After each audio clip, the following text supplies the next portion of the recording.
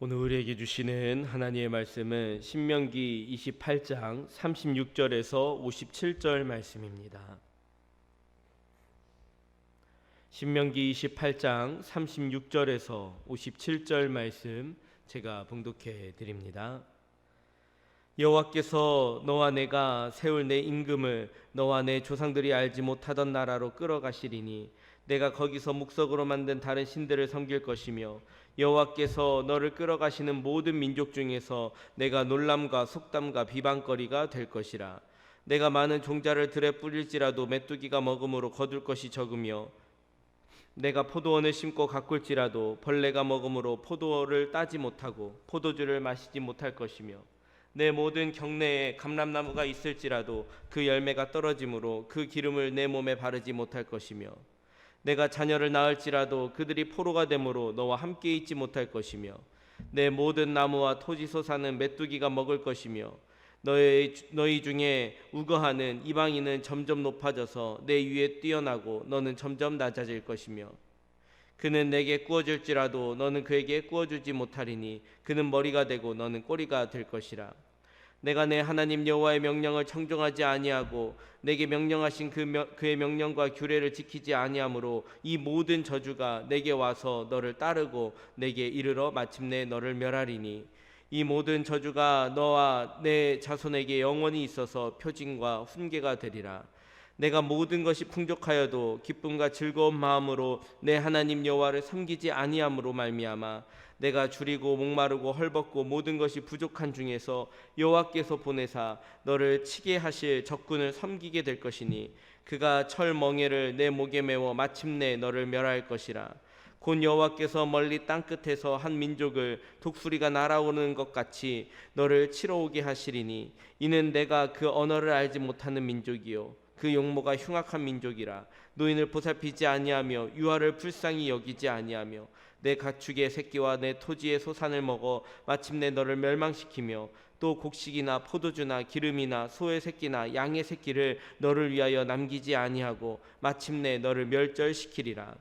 그들이 적국에서 내 모든 성읍을 에워싸고 내가 의뢰하는 높고 견고한 성벽을 다 헐며 내 하나님 여호와께서 내게 주시는 땅의 모든 성읍에서 너를 에워싸리니 내가 적군에게 에워싸이고 맹렬한 공격을 받아 곤란을 당함으로 내 하나님 여호와께서 내게 주신 자녀 곧 내 몸의 소생의 살을 먹을 것이라.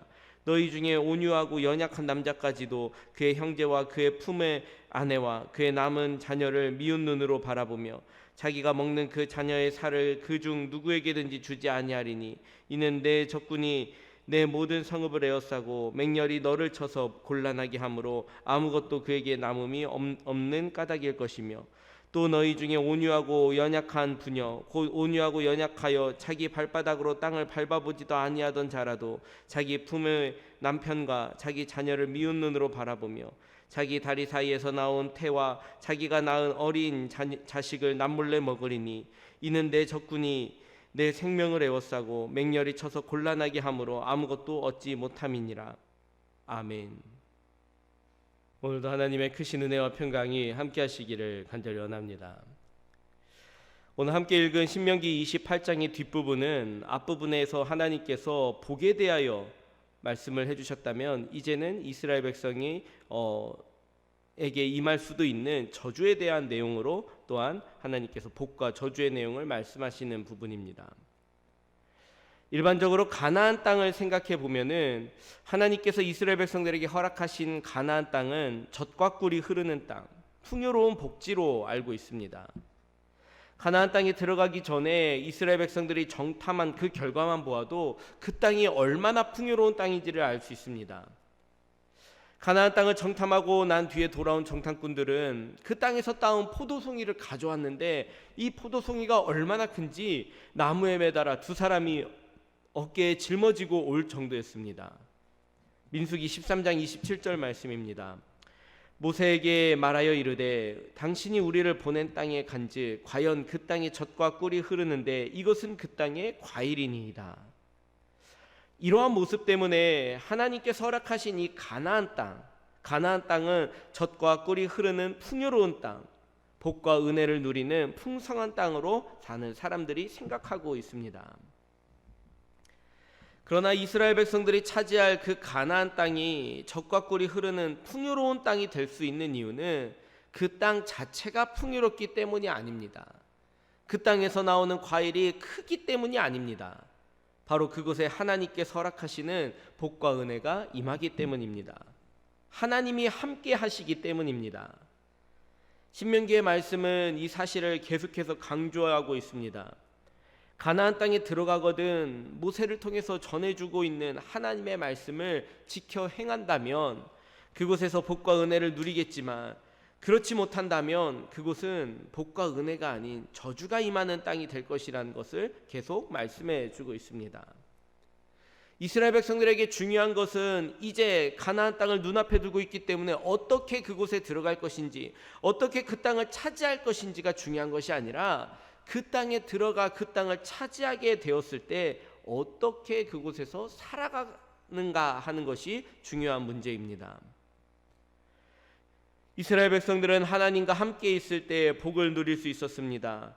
하나님께 순종하며 하나님의 말씀을 지켜 행할 때는 그들이 광야 가운데 있다 할지라도 그 광야도 복된 땅이었습니다. 그러나 하나님께 불순종하고 하나님의 말씀을 떠나서 하나님을 벗어나게 되면 이 젖과 꿀이 흐르는 가나안 땅도 축복의 땅이 아니라 저주의 땅이 될 수 있다는 사실입니다. 오늘 함께 읽었던 이 28장 신명기 28장 38절부터 계속 나오는 이 저주에 대한 내용들은 사실은 앞부분에 있었던 이 복에 대한 말씀을 정반대로 뒤집어서 이야기하는 내용입니다. 하나님께서는 하나님의 말씀을 지켜 행하며 주 안에서 살아가는 자에게 무엇을 해도 복을 허락하여 주십니다. 그러나 반대로 불순종하는 자에게는 모든 복을 차단시켜 버립니다. 그러므로 사람들은 어떤 자격이 복을 받을 수 있는지, 어떤 형편의 복을 받을 수 있는지, 혹은 저주를 받게 되는지 궁금해합니다. 그러나 성경에서는 이 복을 받거나 저주를 받는 그 사람의 능력이나 형편을 주목하지 않습니다. 그가 얼마나 탁월한지, 그가 얼마나 지혜로운지, 그가 얼마나 부지런한지, 그가 얼마나 많은 사람들에게 인정을 받는지, 이런 것들은 하나님의 관심사가 아닙니다. 이러한 것들은 복과 저주의 발생의 원인이 되지 않습니다. 오직 그가 하나님 안에 거하고 있는가, 그가 하나님의 말씀에 순종하며 하나님을 사랑하고 있는가, 하나님을 떠나지 않고 하나님과 동행하며 살아가고 있는가에 주목을 하고 있습니다. 하나님이 모든 복의 근원이십니다.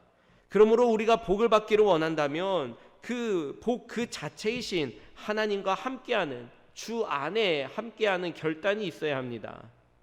하나님의 말씀을 온전히 청종하겠다는 그 선한 결심이 우리 모두에게 있기를 원합니다. 하나님께서 복과 은혜를 허락하신다라는 이 고백, 나이가 누리고 있는 모든 복과 은혜가 하나님께로부터 왔다라고 하는 이 고백은 우리가 하나님을 더욱 의지하고 신뢰하게 하는 힘이 있습니다. 만약 지금 내가 누리고 있는 이 모든 것이 나의 힘으로, 나의 수고와 나의 노력으로 얻어진 결과라고 여긴다면 또한 이것을 지키기 위해서 여전히 자신의 힘을 의지할 수밖에 없습니다. 그러나 성경은 이것이 나의 힘으로 얻은 것도 아니고 나의 힘으로 지켜낼 수 있는 것이 아님을 그대로 보여주고 있습니다. 신명기 28장 49절에서 53절까지 말씀입니다. 곧 여호와께서 멀리 땅끝에서 한 민족을 독수리가 날아오는 것 같이 너를 치러 오게 하시리니 이는 내가 그 언어를 알지 못하는 민족이요 그 용모가 흉악한 민족이라. 노인을 보살피지 아니하며 유아를 불쌍히 여기지 아니하며 내 가축의 새끼와 내 토지의 소산을 먹어 마침내 너를 멸망시켜 또 곡식이나 포도주나 기름이나 소의 새끼나 양의 새끼를 너를 위하여 남기지 아니하고 마침내 너를 멸절시키리라. 그들이 전국에서 내 모든 성읍을 에워싸고 내가 의뢰하는 높고 견고한 성벽을 다 헐며 내 하나님 여호와께서 내게 주시는 땅의 모든 성읍에서 너를 에워싸리니 내가 적군에게 에워싸이고 맹렬한 공격을 받아 곤란을 당함으로 내 하나님 여호와께서 내게 주신 자녀 곧 내 몸의 소생의 살을 먹을 것이라. 말씀에 기록된 이 내용을 눈으로 읽기만 하여도 사실은 끔찍한 내용입니다. 아무리 파수꾼이 성을 지키고 아무리 철병거로 무장을 하고 있고 수많은 군발을 준비한다 할지라도 하나님께서 그냥 내버려 두시고 지키지 않으시면 아무 소용이 없다라는 말입니다. 불순종하는 이스라엘에게는 더 이상 그들을 지키는 하나님의 보호가 없습니다. 인도하심이 없습니다. 무자비한 이방 민족들이 쳐들어와도 하나님은 내버려 두십니다. 말씀에서는 전쟁과 같은 모습으로 표현되고 있지만 한마디로 이야기하면 이 땅에서 지금 누리고 얻은 모든 것들을 그냥 다 사라지게 내버려 두신다라는 말입니다. 이스라엘 백성들에게 이 가나안 땅은 분명히 하나님께서 허락하신 복과 은혜의 땅이지만 하나님의 선물이었지만 그러나 그들 역시도 그 땅에 살고 있던 거민들이 멸절당하였던 것처럼 이스라엘 백성들도 그 땅에서 하나님의 진노를 피하지 못하여 멸절당할 수도 있다라는 것을 항상 기억해야 합니다. 가나안은 하나님께 속한 그 백성들에게는 분명 복이 되고 선물이 되지만 그러나 불순종하는 자에게는 심판이 되고 저주가 될 수도 있다는 사실을 항상 기억해야 할 것입니다. 하나님을 떠나서 마주하게 되는 이 저주는 개인적인 어떠한 고난으로 끝나는 것이 아닙니다. 이스라엘 사회를 완전히 무너뜨리는 그런 결과로 이어질 수도 있습니다. 신명기 28장 54절에서 55절까지 말씀입니다. 너희 중에 온유하고 연약한 남자까지도 그의 형제와 그의 품의 아내와 그의 남은 자녀를 미운 눈으로 바라보며 자기가 먹는 그 자녀의 살을 그중 누구에게든지 주지 아니하리니 이는 내 적군이 내 모든 성읍을 에워싸고 맹렬히 너를 쳐서 곤란하게 함으로 아무것도 그에게 남음이 없는 까닭일 것이며. 여러분, 이 말씀은 실제로 이루어집니다. 열왕기하 6장에는 아람 왕 베나닷이 북이스라엘을 공격하면서 그 북이스라엘의 수도 사마리아를 에워싸는 장면이 등장합니다. 이로 인해서 사마리아 사람들은 극심한 굶주림에 처하게 됩니다. 이제는 그 성 안에 먹을 것이 하나도 넘을 것이 없게 됩니다. 얼마나 힘들었으면은 이제는 그 가정마다 그 자녀들을 잡아먹기 위해 다툴 정도였습니다. 인간성을 완전히 상실한 채 인생의 최악의 바닥까지 내려앉은 정말로 무너지고 처참한 그런 사회의 모습을 보여주고 있습니다. 하나님께서는 분명히 아담에게 생육하고 번성하라고 말씀하셨는데 여러분, 가정 안에 생명이 태어나고 그 가문을 이루고 또한 민족이 일어나는 것은 큰 기쁨이고 최고의 복입니다. 그러나 하나님께서 태초에 말씀해 주신 그 가장 기본적인 복조차도 누릴 수 없는 비참한 상태로 놓이게 된다는 말입니다. 오늘 함께 읽은 신명기 28장의 이 하반부에 있는 저주의 말씀들은 사실 사람들이 좋아할 수가 없습니다. 때로는 불편하게 들리는 것도 사실입니다.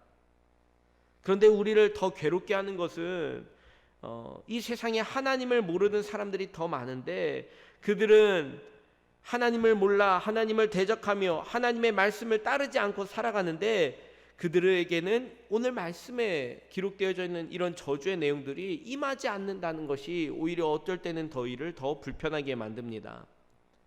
하나님을 믿지 않아도, 하나님이 없다고 말해도, 교회와 성도들을 핍박하여도 그들은 어려움 없이 잘 살아가고 있습니다. 생육하고 번성하는 것은 하나님의 백성이 아니라 바로 어쩌면은 하나님을 아예 알지 못하는 그들인 것처럼 보이기도 합니다. 그렇다면 오늘 우리가 함께 읽은 이 말씀을 어떻게 받아야 하는 것일까요? 분명한 것은 이 말씀이 다른 사람에게 주신 것이 아니라 바로 하나님의 백성들에게 허락하신 말씀이라는 것을 우리는 기억해야 합니다. 하나님은 저주를 좋아하시는 분이 아닙니다. 오히려 자신의 백성을 한없이 사랑하는 분입니다. 그래서 항상 주 안에 거하도록 늘 바르고 복된 길을 걷도록 인도하기를 원하시는 분입니다. 그래서 저주처럼 보이는 이 말씀도 사실은 자녀를 너무나도 사랑하는 그 부모의 마음인 것입니다. 이렇게까지 해서라도 그들이 선한 길을 갈 수 있도록 그들이 하나님을 떠나지 않기를 바라는 마음입니다. 사랑하는 수도교회 성도 여러분, 우리는 이러한 하나님의 사랑을 바라보며 사랑하기 때문에 우리를 엄하게 때로는 우리를 훈계하시고 우리에게 이 엄하게 말씀하시는 하나님의 마음을 바라볼 수 있기를 간절히 원합니다. 이 애타는 사랑이 바로 이 시대를 살아가는 우리를 향한 하나님의 마음입니다. 말씀대로 살고자 하여도 매번 쓰러지고 실패하며 살아가는 우리들을 위해서 주님께서 이 땅으로 내려오셨습니다. 너무나도 사랑하기 때문입니다. 그리고 우리가 두려워하던 이 세상을, 그리고 죽음을 주님께서는 이기셨습니다. 이제 우리에게 주신 이 승리를 붙잡고 그 사랑 안에서 넉넉히 이기며 나아가라고 우리를 위로하고 말씀하여 주십니다. 오늘도 우리를 사랑하시는 그 하나님의 사랑을 기억하며, 또한 우리를 사랑하기 때문에 우리를 엄하게, 때로는 하나님의 그 징계의 말씀으로 우리를 이끌어 가시는 그 하나님의 마음에, 사랑의 마음을 바라보며 오늘도 그 사랑의 마음을 헤아리며 나아갈 수 있는 저희들 모두가 되기를 간절히 원합니다. 믿음을 지키기 힘든 험한 세상에서 살아가고 있지만, 그러나 주의 사랑이 우리 가운데 함께하고 있다는 그 사실을 기억하며 날마다 승리하며 나아가는 복된 삶이 되시기를 주님의 이름으로 축원합니다. 함께 기도하겠습니다. 고맙고 좋으신 하나님, 감사합니다. 우리에게 허락하여 주신 그 은혜를 기억합니다. 우리에게 허락하여 주신 하나님의 그 사랑을 기억합니다. 사랑하기 때문에 우리에게 이 험한 말씀으로 우리를 알게 하시고 깨닫게 하시며 우리를 선하게 인도하시는 줄로 믿사오니, 하나님의 그 사랑을 붙잡고 그 사랑을 깨달아 오늘도 우리가 세상에서 담대하게 살아갈 수 있도록 힘과 능력을 더하여 주시옵소서. 오늘 우리들에게 놓여져 있는 복과 저주, 우리가 복을 택하게 하시고 우리가 하나님의 뜻을 선택하여 주 안에서 날마다 이 복과 은혜를 누리며 살아갈 수 있도록 함께하여 주시옵소서. 오늘도 그러한 기대를 가지고 주님 앞에 나아가는 사랑하는 성도들을 붙잡아 주시고 저들과 함께하여 주시옵소서. 모든 말씀 예수님의 이름으로 기도드립니다. 아멘.